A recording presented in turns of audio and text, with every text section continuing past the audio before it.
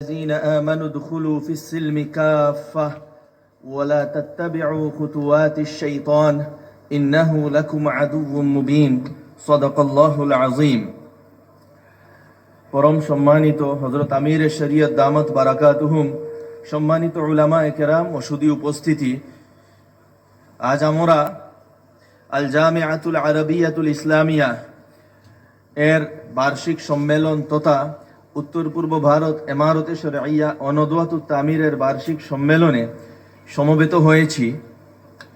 আমি অত্যন্ত সংক্ষেপে 4 মিনিটের ভেতরে 2-4টি কথা বলে বিদায় নেব। আমি একটি আয়াতে কারিমা তিলাওয়াত করেছি।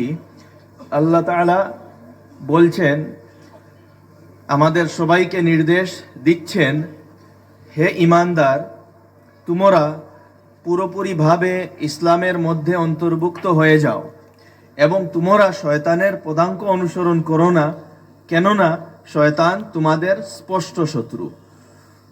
তো প্রিয় উপস্থিতি, আল্লাহ তাআলা আমাদেরকে পূর্ণাঙ্গ রূপে ইসলামের বিধানের উপর আমল করার নির্দেশ দিয়েছেন।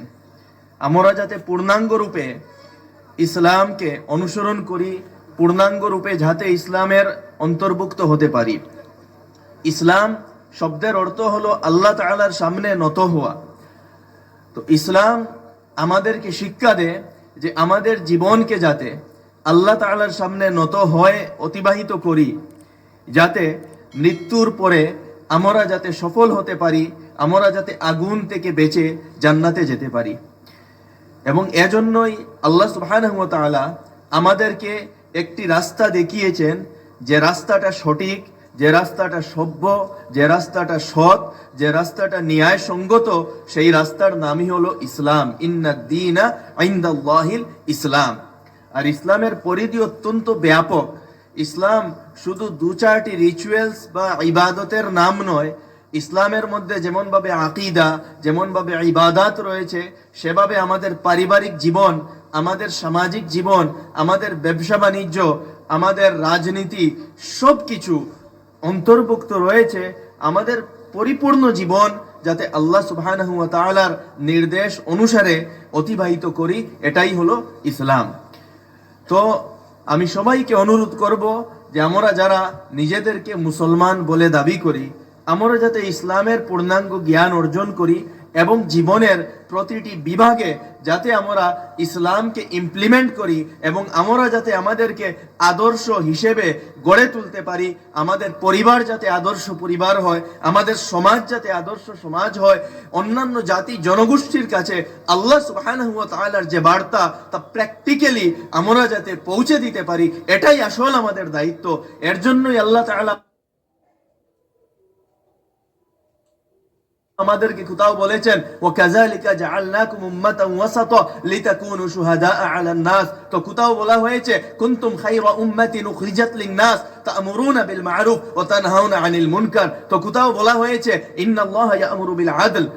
সর্বোপরি আমাদেরকে আদর্শ ও নমুনা হিসেবে গড়ে তুলতে হবে, যেমন ভাবে সাহাবায়ে কেরাম রিদওয়ানুল্লাহি তাআলা আলাইহিম আজমাইন ছিলেন। তারা আল্লাহ তাআলার এবং আল্লাহর রাসূল আলাইহিস সালাতু ওয়াস সালামের নির্দেশের জীবন্ত নমুনা ছিলেন। যে এলাকায় তারা গিয়েছিলেন, সে এলাকায় মানুষরা তাদেরকে আদর্শ ও নমুনা হিসেবে অ্যাকসেপ্ট করেছিল, তাদেরকে ফলো করেছিল, তাদেরকে দেখে আল্লাহর পরিচিতি এবং দ্বীন শিখেছিল, দ্বীন অ্যাকসেপ্ট করেছিল। আমাদেরকে সেই পর্যায়ে পৌঁছতে হবে। পূর্ণাঙ্গ ইসলামের জ্ঞান এবং পূর্ণাঙ্গ ইসলামকে বুঝার জন্যই আমাদের এতদঞ্চলে আমাদের আকাবির উলামা রাহিমাহুমুল্লাহ এবং বিশেষ করে হযরত শেখ বদরপুরি নওয়ারাল্লাহু মারকাদাহু ইমারতে শরঈয়া স্থাপন করেছিলেন। এই ইমারতে শরঈয়ার একটি উদ্দেশ্য ছিল দৌরে সাহাবাকে ফিরিয়ে আনা। দৌরে সাহাবা কিভাবে ফিরে আসবে? যখন আমরা পূর্ণাঙ্গ রূপে আল্লাহ এবং আল্লাহ রাসূল আলাইহিস সালাতু ওয়াস সালামের অনুসরণ করব। আমি কথা দীর্ঘ করছি না, সময় শেষ হয়ে যাচ্ছে। শুধু একটি কথা অনুরোধ করে আমি কথা শেষ করে নিচ্ছি, যে আজ আমাদের মধ্যে যে ইসলামের ব্যাপারে যে ইয়ে রয়েছে, নেগলিজেন্স রয়েছে, সেটাকে দূর করতে হবে। পূর্ণাঙ্গ রূপে ইসলামকে বুঝতে হবে। উত্তর পূর্ব ভারত ইমারত শরঈয়ার যে কর্মসূচি, ইসলামকে পূর্ণাঙ্গ রূপে ইমপ্লিমেন্ট করার জন্য সেগুলোকে বুঝে সেই কাজে আমাদেরকেও ঝাঁপিয়ে পড়তে হবে। কোরআনের জ্ঞান অর্জন করতে হবে, দ্বীনের জ্ঞান অর্জন করতে হবে, উলামার সাথে সম্পর্ক স্থাপন করতে হবে, মাদারিসের সাথে সম্পর্ক স্থাপন করতে হবে।